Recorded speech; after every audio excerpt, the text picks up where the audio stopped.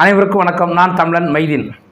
மக்கள் திலகம் எம்ஜிஆர் அவர்களை ஒரு மாஸ் ஹீரோவாக மக்களால் ரசிக்கக்கூடிய அளவிற்கு ஒரு ரசனை நிறைந்த நடிகராக மாற்றியது இயக்குனர் பா. நீலகண்டன். பா. நீலகண்டன் மக்கள் திலகத்தை வைத்து ஏறத்தாழ 17 அல்லது 18 திரைப்படங்களை எடுத்துள்ளார்கள். அத்தனையும் முத்துக்கள் என்று சொல்லலாம். அத்தனையும் மக்கள் திலகத்தை ஒரு மாஸ் ஹீரோவாக மக்களிடம் கொண்டு போய் சேர்த்த படம். இந்த நீலகண்டன் எப்படி மக்கள் திலகம் எம்ஜிஆர் அவர்களை சந்திக்கின்றார்? நீலகண்டன் அவர்கள் விழுப்புரத்தில் பிறந்தவர். நீலகண்டன் சிறிய வயது இருக்கும் பொழுதே படிப்பதிலும் நாடகம் பார்ப்பதிலும் ஒரு பெரிய ஆர்வம் அவருக்கு உண்டு. அதன் பிறகு அவர் வளர்ந்து ஒரு நாடகத்தை போடப் போகின்றார். அந்த நாடகத்தை பார்க்க அன்றைய மிக முக்கியமானவர், தயாரிப்பாளராக வரக்கூடிய ஒரு பெரிய ஒரு நிறுவனத்தை தொடங்க இருக்கின்ற ஏவி மெய்யப்ப செட்டியார். அந்த நாடகம் தியாக உள்ளம். பா. நீலகண்டன் அவர்கள் எழுதி இயக்கிய நாடகம். அந்த நாடகத்தை பார்த்த மெய்யப்ப செட்டியாருக்கு இந்த நாடகத்தை படமாக்கலாம், நல்லா இருக்க அப்படின்ற மாதிரி ஒரு எண்ணம் வந்து நீலகண்டன் அவர்களிடம் பேசுகின்றார்கள். இதை நான் படமாக்கலான் இருக்கேன், நீங்களே எனக்கு பண்ணி கொடுங்கன்னு சொல்கிறாங்க. அதை படமாக ஆக்குகிறார்கள். அது நாம் இருவர் என்ற பெயரில் படம் வருகிறது. அந்த முதல் படமே நீலகண்டன் அவர்களுக்கு திரை உலகம் சிகப்பு கம்பளம் விரித்து மரியாதை கொடுத்தது. அந்த அளவிற்கு மிக பெரிய ஒரு வெற்றியை பெற்றது. அதன்படி ஏவிஎம் செட்டியார் அவர்கள் தங்களுடைய நிறுவனத்தில் கதை விவாத குழுவில் பா. நீலகண்டன் அவர்களை சேர்த்து ஏவிஎம் தயாரிக்கின்ற அத்தனை படத்திற்கும் கதை விவாதத்தில் அவர் கலந்து கொள்ளும்படி செய்கின்றது. பா. நீலகண்டன் அவர்களும் அந்த கதை விவாதத்தில் கலந்து கொள்கின்றார்கள். அதன் பிறகு ஏஎல்எஸோடு சேர்ந்து பா. நீலகண்டன் அவர்கள் திரைப்படத்தை தயாரிக்கின்றார்கள். அந்த திரைப்படம் நடிகர் திலகம் நடித்த அம்பிகாபதி. அதன் பிறகு மக்கள் திலகத்தை வைத்து திருடாதே.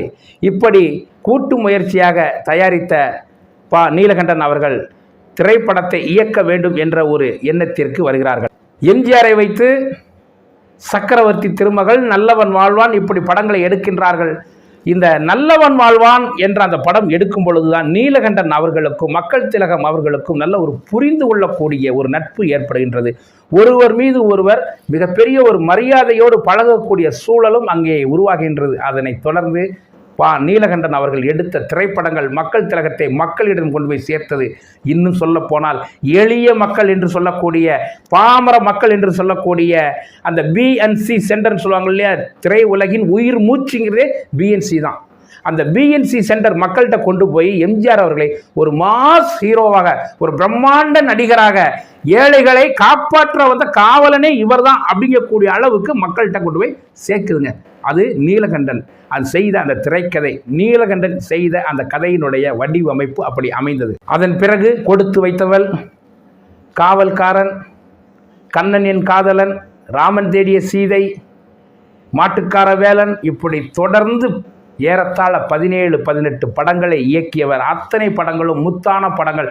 இன்றும் அத்தனை படங்களும் காலத்தால் மறக்க முடியாத, காலத்தால் அழிக்க முடியாத மாபெரும் காவியங்களாக சிறந்து விளங்கக்கூடிய படங்கள். நீலகண்டன் மீது மக்கள் திலகம் எம்ஜிஆருக்கு ஒவ்வொரு படம் எடுக்கும் போதும் மிகப்பெரிய மரியாதை கூடிக்கொண்டே போனது. உலகம் சுற்றும் வாலிபன் அவர் இயக்கிய படம். அந்த படத்தில் டைட்டிலில் பா. நீலகண்டனை நன்றி சொல்லி ஒரு கார்டு போட்டிருப்பார், தேங்க்ஸ் கார்டுன்னு சொல்லுவாங்க. அந்த கார்டு போட்டிருப்பார். காரணம் நீலகண்டனுடைய பங்களிப்பு அங்கே இருந்தது. அதே போல் மக்கள் திலகம் எம்ஜிஆர் அவர்கள் இயக்கிய அந்த கடைசி திரைப்படமான மதுரையை மீட்ட சுந்தரபாண்டியன், அதிலேயும் பா. நீலகண்டனுடைய பங்கு இருந்தது. நீலகண்டன் மக்கள் திலகம் எம்ஜிஆர் அவர்களை மக்களின் நாயகனாக உருவாக்கினார். ஆனால் அப்படியெல்லாம் ஒரு இயக்குநர்கள் இன்று இருக்கின்றார்களா அப்படிங்கிறது தெரியல. இன்றைக்கெல்லாம் வந்து எல்லாமே கமர்ஷியல்ங்கிறது என்ன, அவங்கவுங்களுக்கு என்ன தேவையோ அதை மட்டுமே பார்க்கக்கூடியவர்களாக இருந்துக்கிறாங்க. ஆனால் அன்றைக்கெல்லாம் ஒருத்தரை உருவாக்கணும்னு நினச்சி உருவாக்குவாங்க.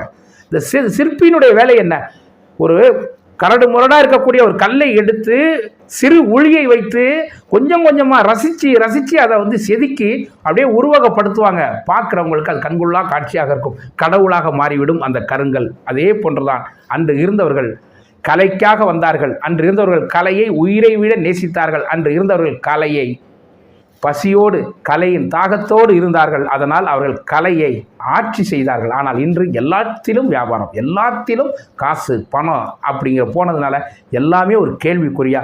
ஒரு காலகட்டத்துக்கு பிறகு அவர்களை நாம் நினைத்து கூட பார்க்க முடியாத அளவிற்கு அவர்கள் மறந்து போய்விடுகிறார்கள், அல்லது மக்களால் மறக்கப்பட்டவர்களாக மாறிவிடுகிறார்கள். ஆனால் கலை என்று வந்துவிட்டால் காசு பணம் முக்கியமில்லை. கலை என்பதற்கு நம்மால் முடிந்த அர்ப்பணிப்பை செய்ய வேண்டும் என்ற எண்ணத்தோடு இருக்கக்கூடியவர்கள் இருக்கின்றார்களா என்ற கேள்வியோடு நிறைவு செய்கின்றேன். மீண்டும் ஒரு நல்ல தகவலோடு உங்களை சந்திக்கின்றேன். நன்றி, வணக்கம். நான் தமிழன் மைதீன்.